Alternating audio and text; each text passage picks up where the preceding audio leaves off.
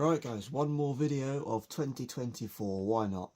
The last video on this trailer was so popular, I wasn't expecting it to be that popular. I thought, you know what, let's do another one. Because I did actually get this thing out this year for its first test run.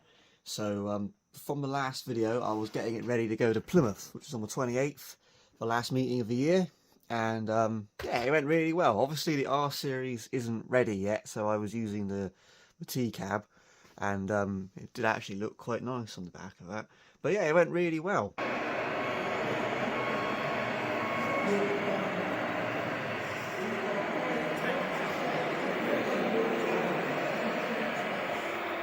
Since the last video, I did a few things to it just to get it ready for that. So the first thing I did was I got this to fit. So if you remember rightly, it was a bit too wide. So I just had to notch a bit off the end, and then it fits just in this channel much better. So if you look here, goes in there, whereas before it wouldn't fit. So that's that. And then also the side ones are fitting better. I also put all the factory graphics on, so all the decals that they include from the kit, so the reflective stripes down the side, the logo badges, stickers up here, the little lots of little health and safety stickers dotted all over the trailer.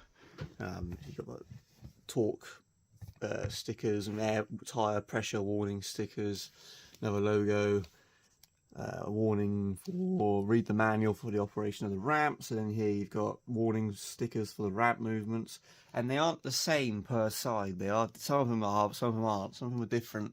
So there's one here, you probably can't see it, but that little white sticker there is basically warning you that the ramp's going to drop down. But on the other side, it's mirrored, so it drops down the correct orientation. A lot of companies would just copy the same sticker, but Nooxion didn't. So that's pretty cool. And the big thing that I did was I put a battery connector on. So I put a Dean's plug on. In hindsight, in the last video, I said that they didn't put a battery connector on. I thought that was a bad thing. But I've thought about it now. Maybe it isn't, because you can put whatever connector you want on. I use Dean's plugs, and I just use this little 2-cell LiPo because it fits in there. It's a bit snug, but I'll have to get another one of them because that's the one I use in my curtain cider. So let me plug it in and I'll set it up, and I'll show you all of the electrical systems that are working, because I wanted all of them working before I took it to Plymouth. So let me do that. Alright, so I got it on the back of the R series and got the battery there. It would be obviously in the locker on the other side, but just for now I'm just going to have it on the floor. So we've got 3 buttons down here, as you can see. You've got a red one and then 2 black buttons, and the red one is for the front landing legs. So if I hit that, they should go up. They're quite slow, but they are very strong and quite loud. Let's use the carpet. I do live with a lot of pets. There you are. So they're up off the ground. So now that all the weight's on the truck. And yeah, so that's the landing leg. Simple, up and down, nothing over the top. Then the next button we'll come back to, the rear button, which you can just see. That's for the rear axle lock. So at the minute it's locked, so it's a little bit of movement, but there isn't a lot. And trust me, it works very well in reverse. So if you press the rear button, you can hear it. Now it's unlocked.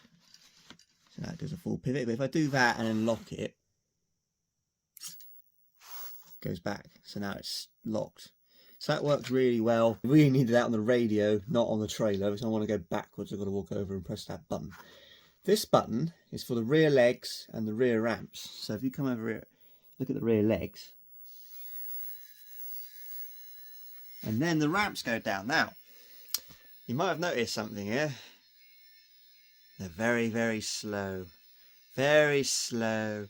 I was complaining about that until I was talking to a few friends of mine at Plymouth who either drive trucks for a living or work around or near these trailers.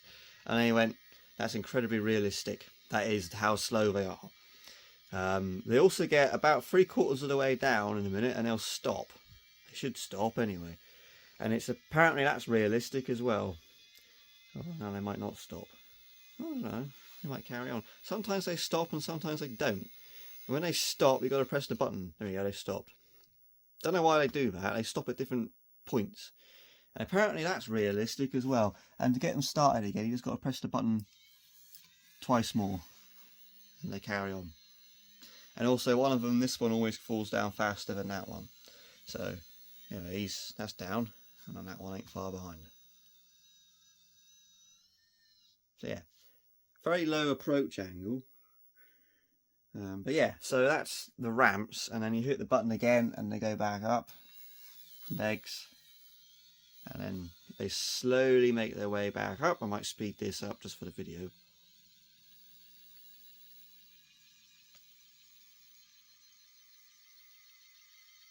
Get to the point again where they stop, so you've got to press the button twice more, and they carry on. And there we go, and that one there, you just push in. And that's that. On the back, I've just put my number plate on and the couple of the decals in here. These chevrons will come off. I've only just put them on there just for now, but these parts need to be painted black. Yeah, it's got grass in the back. Look at that, like it's being well used, see? Look at that. Didn't even know that was there. I'll get it out in a minute. Right. And then on the back here, I haven't put any lights on yet. They're all still in the kit. I do need to get, you do include the rear lights, so your brake, reverse and indicator, and a couple of work lights which bolt into these metal plates up here. I put those stickers over the holes for now, but I need to take the stickers off, paint those plates black, paint the light plates black as well. And then I'm going to do all the lights, so the rear lights, the work lights. I'm going to put a beacon on the back here somewhere as well, maybe just one on the right hand ramp. And the marker lights down the side, I'm going to do all the lights in one go. After the truck is done, I'm going to then put the beer unit in this trailer and do all the wiring in one go. For now, I'm going to use this trailer as it is, because I can take it out and have fun with it as it is at the minute. Just use the onboard buttons. So yeah, quickly to stretch the trailer underneath, there's this pin which you pull, and then if you pull the neck forwards, it just comes out on like a telescopic bar, and there are holes in the bar that this pin can then go back into, like that. So that's all it needs to do. And the only other thing I've found about this trailer is there's nowhere on it to store these, which are the wooden planks that go into the outriggers to make the deck wider. So the only thing I've thought about is back here, if you look at it from the side, you've got some space here between the rear wheel arch piece and the front of the rear legs.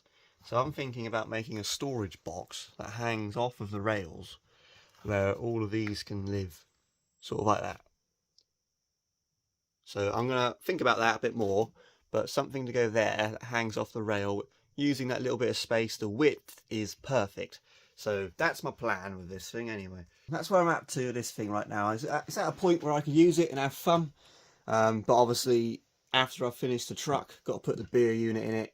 And I've got to put all those onboard electrics, all those buttons I've got to run through the radio, because I'm not going to keep walking over and pressing them on the trailer. And we'll go from there, add all the lights, which lights should be quite straightforward.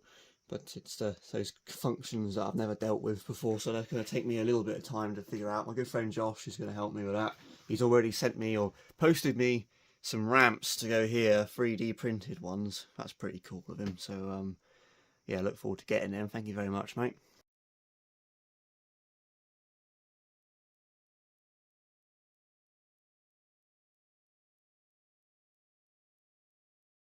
I do need to get some metal ones at some point. I think I know where to get them, but we'll worry about that in the future. And then yeah, try and make a little storage area for these to go back here. So yeah, but we'll cross that bridge when we get to it. Until now, I'm going to use it like this and have some fun with it. So yeah guys, the priority for next year will be this combination, this truck and this trailer. Going to get them sorted. Hopefully, if all goes to plan, I should have them done by February. So that'll be January's content. It's basically what you see on screen. And then after that, who knows? I'll probably go back to the wrecker. I've possibly got a new purchase on the way as early as the first weekend of January. Possibly. Fingers crossed. I'll show you more on that if it happens. And of course, I've got the other projects as well, which are all waiting for parts. So who knows? Might be able to get some of those parts soon. Hopefully, fingers crossed, toes crossed, legs crossed, arms crossed. But we'll see. 2025, we'll just play it by ear. We'll start off with this, because I want this finished. It's going to look really nice, and then we'll go from there. But anyway, guys, I just want to say thank you so much. We got over 1,000 subscribers this year. We're almost up to 1,100, which is ridiculous. I was never expecting to get to 100, let alone 1,100. So you guys are awesome. Thank you so much for all the support and kind words that you give me. And I will definitely be making more videos next year. Not one a week, but I'll try make one when I can. I got promoted at work recently, which is awesome. So a bit more money, but obviously more time spent on working. Obviously I've got to earn it to spend it. So bear with me on that one. Other than that, guys, I hope you have a wonderful new year. Look after yourself, stay safe, have fun. And I will see you next year. Cheers, guys.